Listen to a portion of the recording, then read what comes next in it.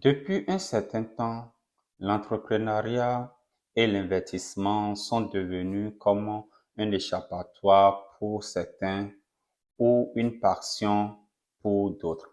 Ce qui est bien parce que ça nous permet en même temps de développer certaines aptitudes qu'on n'avait peut-être pas, comme tenir une comptabilité, apprendre les b.a.-ba de la fiscalité ou de la communication et plein d'autres aussi. Mais cet exercice peut se transformer très rapidement en un rouleau d'étranglement, en un piège à dépression, à suicide et beaucoup d'autres dégâts.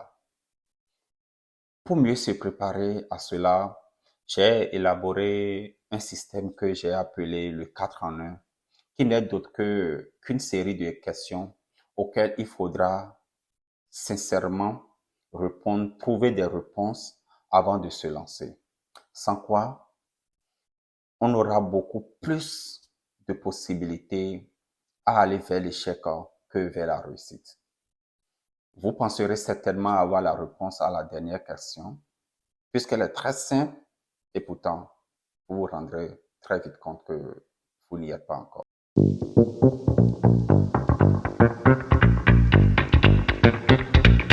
Salut à toi, je suis Dossou Mpati.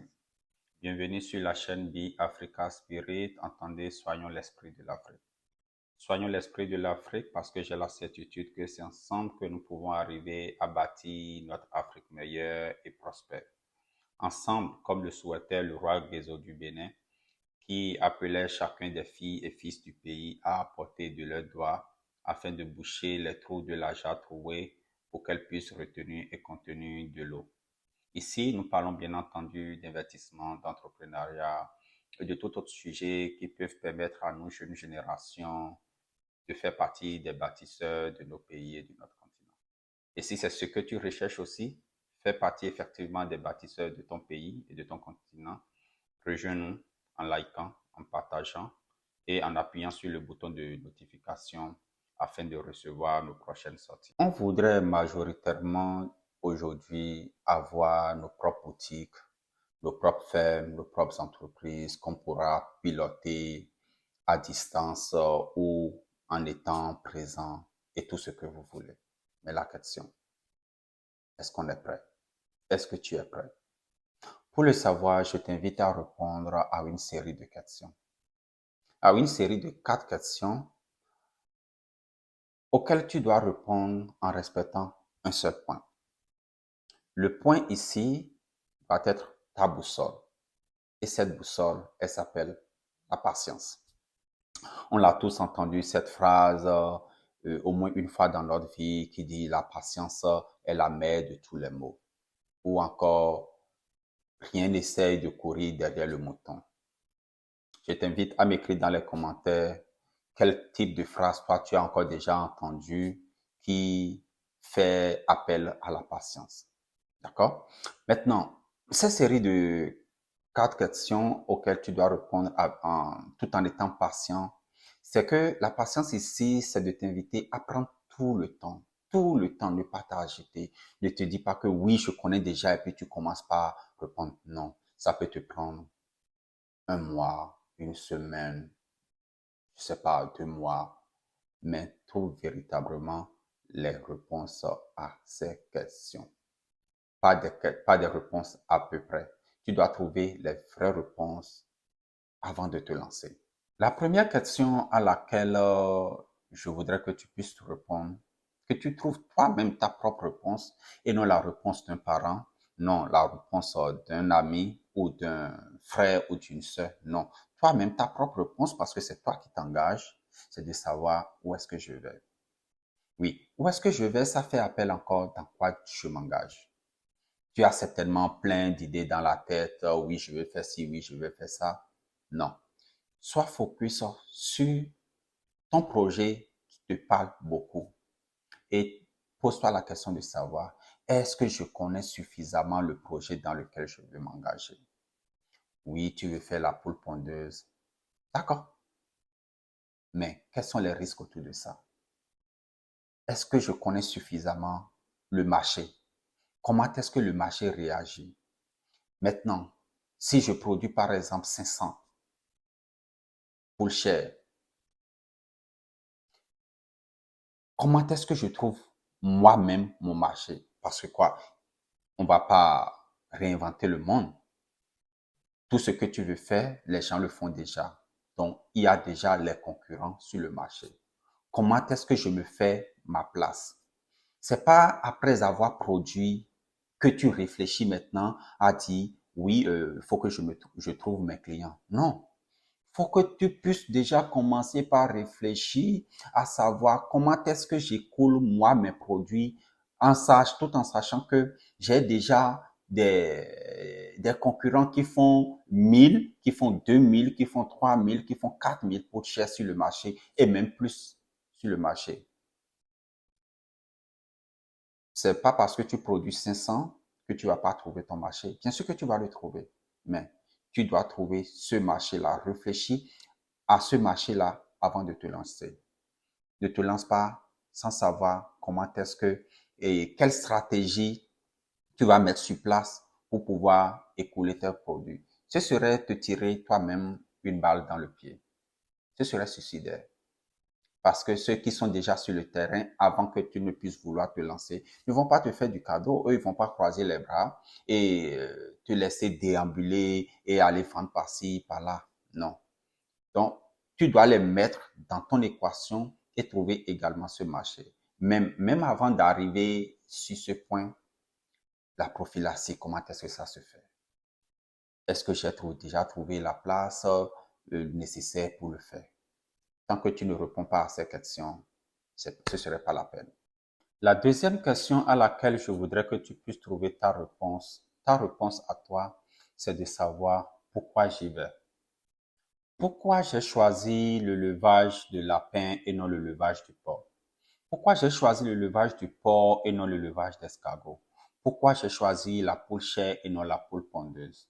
Pourquoi je n'ai pas fait, je ne veux pas faire la production végétale? Pourquoi je n'ai pas choisi carrément me spécialiser dans la transformation? Peut-être faire les jus et tout ça. Pourquoi? Est-ce que c'est parce que, par exemple, je donne juste un exemple comme ça. Si je peux faire la poule pondeuse, il y a tellement de concurrence sur le marché que si je fais, j'aurai du mal à écouler mes œufs.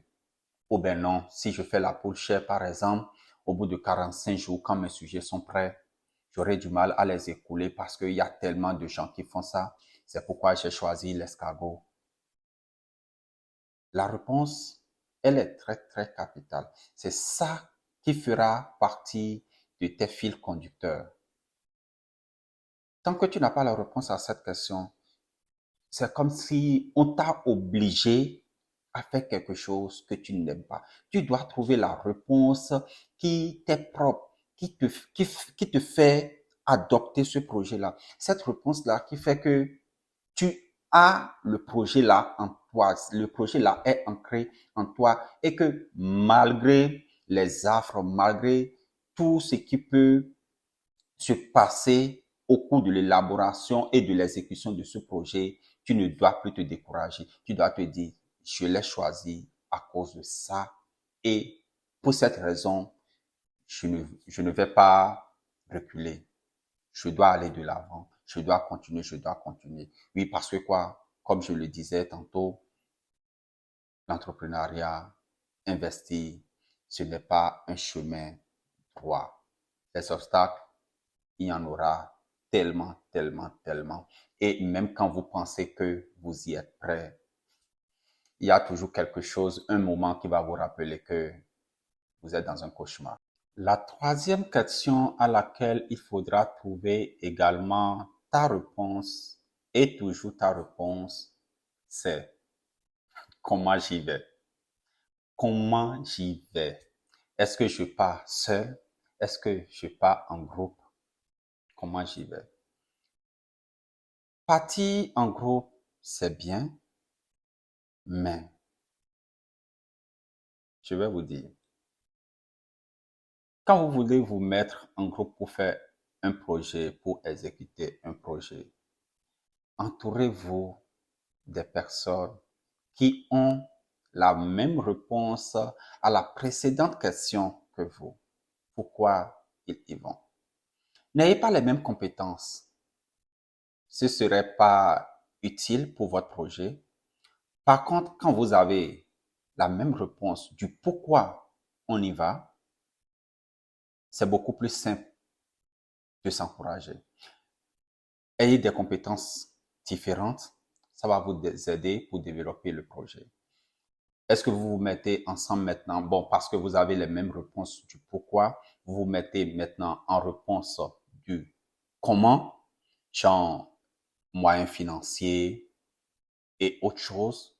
Je ne sais pas. Moi, je ne connais pas vous, votre réponse. Mais vous devez trouver la réponse du comment on y va. On connaît déjà la réponse de où est-ce qu'on va. Ça dit, on connaît très bien le projet. On connaît maintenant la réponse du pourquoi on y va. Maintenant, comment on y va? Quel est le chemin qu'on prend pour exécuter maintenant le projet? On a élaboré le projet, c'est le moment de l'exécution. Comment l'exécuter? Ne commettez surtout pas l'erreur là. Je sais et j'ai entendu certaines personnes dire prendre le crédit, prendre de l'argent pour démarrer un projet. C'est bien.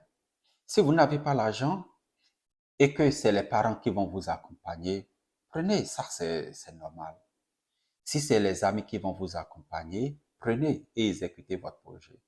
Mais ne commettez jamais l'erreur d'aller prendre un crédit bancaire pour démarrer un projet. Sauf si quelqu'un qui est un fonctionnaire et qui veut se lancer en même temps dans un projet pour avoir un à côté, lui, il sait qu'il a un salaire qui lui vient chaque mois et que à la fin du mois, la banque va faire un prélèvement à la source pour, comment on appelle, comme les mensualités de son paiement. Mais vous n'avez pas, vous et moi, je parle ainsi, on n'a pas de source de revenus, donc on n'est pas salarié et on veut se lancer. Quel diable va nous piquer et aller prendre un crédit auprès d'une banque ou bien des microfinances pour se lancer? Ils vont y appliquer déjà leur taux d'intérêt. Et est-ce que le projet serait déjà prêt?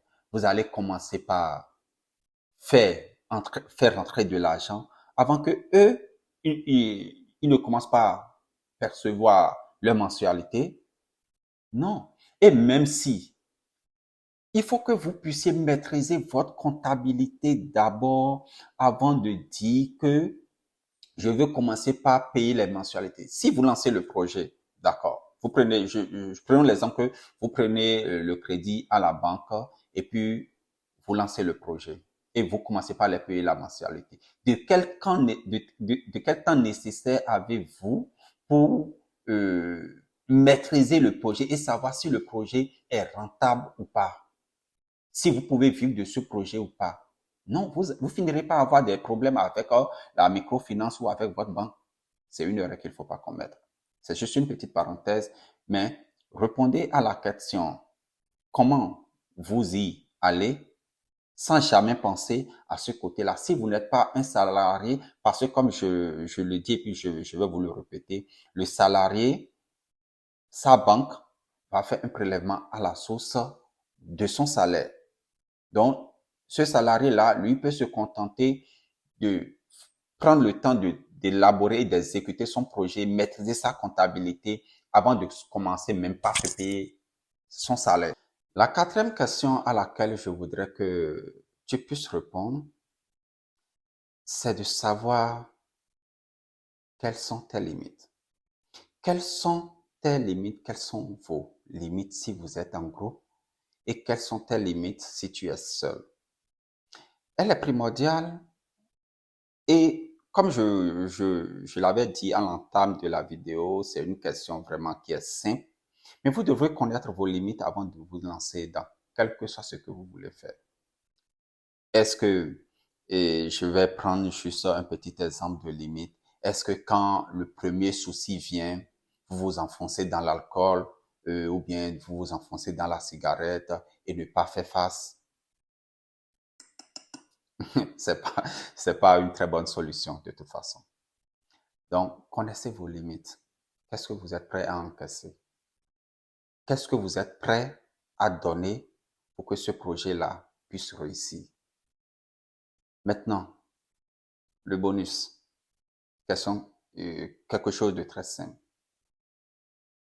Si vous pensez que vous avez la réponse à toutes vos questions et que vous êtes prêt pour aller et que vous êtes prêt pour réussir, alors laissez le projet. N'y allez pas. Ça semble être contradictoire et pourtant je vous dis la vérité. Parce que trop d'assurance n'entraîne que des catastrophes sur le chemin. Je vous dis la vérité. Trop d'assurance entraîne des catastrophes sur le chemin. Vous devez partir avec cette peur que vous ne saviez pas encore tout et que vous devez toujours apprendre sur le chemin. C'est la seule façon que vous pouvez arriver à avoir les pieds sur terre et affronter et aller de l'avant. Sur ce, je vous souhaite beaucoup de courage et beaucoup de persévérance et surtout la patience d'élaborer vos projets et de trouver le juste milieu pour pouvoir vous en sortir. Portez-vous bien et osez vous challenger. La vie, c'est un défi.